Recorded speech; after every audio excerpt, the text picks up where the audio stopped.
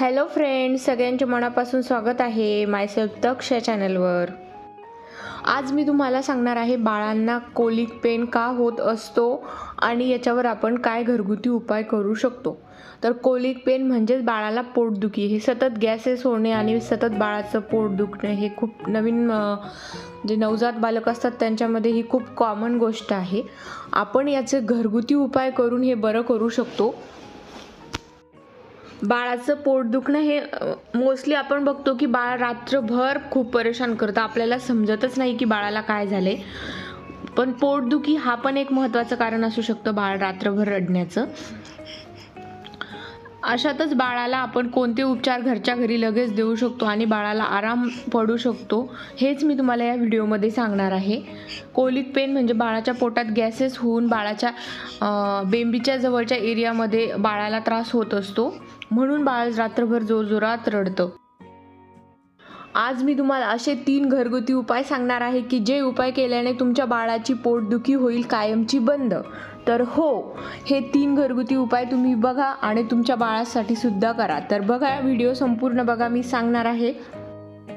त्याच्यामध्ये नंबर 1 आहे हिंग। तर आपल्याला लागेल हिंग।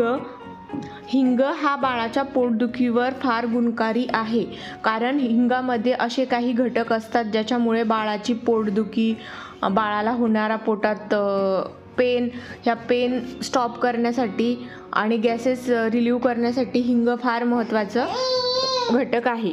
तर आपण हिंगाचा कसा उपयोग करू शकतो? तर सर्वप्रथम आपण एका ग्लासमध्ये पाणी घ्यायचं, नंतर आपण हिंग घ्यायचं चिमूटभर आणि पाणी आणि हिंग या दोन्हीची मिळून पेस्ट तयार करायची आणि ती पेस्ट आपल्या बेंबीच्या एरियावर लावायची। आणि ही पेस्ट आपण मुळात केव्हाही लावू शकतो, पण सकाळचा टाईम जेव्हा बेबीला आंघोळी घालायच्या आधी आपण बेबीला ही पेस्ट लावायची आणि 5 ते 10 मिनिटं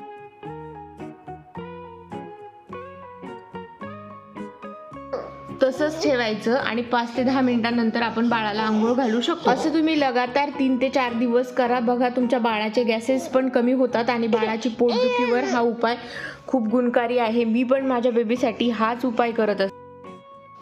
दुसरा आपला घरगुती उपाय आहे ओव्याचं पाणी। तर ओव्याचं पाणी सुद्धा बाळाच्या पोटदुखीवर खूप गुणकारी आहे। तर ते कसं बनवायचं? सर्वप्रथम ओवा घ्यायचा आणि पाणी ॲड करायचं 1 कपभर, थोडासा अर्धा चमचा ओवा घेऊन, आणि ते पाणी चांगलं उकळून घ्यायचं ओव्यामध्ये।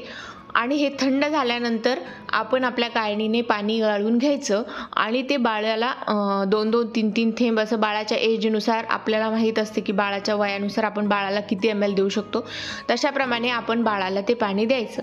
हे पाणी एकदम आयुर्वेदिक आहे, याने बाळावर कोणताही इफेक्ट होत नाही किंवा बाळाला काही साईड इफेक्ट होणार नाही आणि अतिशय सोपा आणि घरगुती उपाय आहे।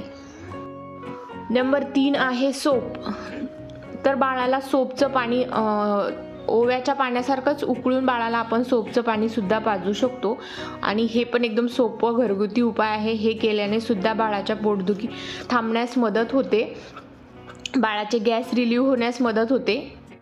आणि दुसरी गोष्ट म्हणजे सोप आणि ओवा आहे ना, तो फक्त बाळाला पाणी बनवूनच द्या उकळून, बाळाला डायरेक्ट पेस्ट करून तसं खायला घालू नका, हे एवढी गोष्ट लक्षात ठेवा। हे तुम्हाला मी 3 रेमेडीज सांगितल्या आहेत। आणि सेकंड पॉईंट असा की बाळाला कोलिक पेन होऊ नये म्हणून आपण काय करू शकतो? तर बाळाला दूध पाजल्यानंतर प्रत्येक फीडिंगनंतर बाळाचा ढेकर काढणे। आणि दुसरी गोष्ट म्हणजे बाळाचे बॉडीची एक्सरसाइज। कोलिक पेनपासून दूर ठेवण्यासाठी आपण बाळाच्या रोजच्या रोज आंघोळीच्या आधी काही साध्या सोप्या एक्सरसाइज असतात, आपण त्या एक्सरसाइज केल्या तर नक्कीच बाळाला कोलिक पेन होणार नाही। हे सर्व घरगुती उपाय मी तुमच्यासोबत शेअर केले आहेत। तर व्हिडिओ आवडल्यास नक्कीच चॅनलला लाईक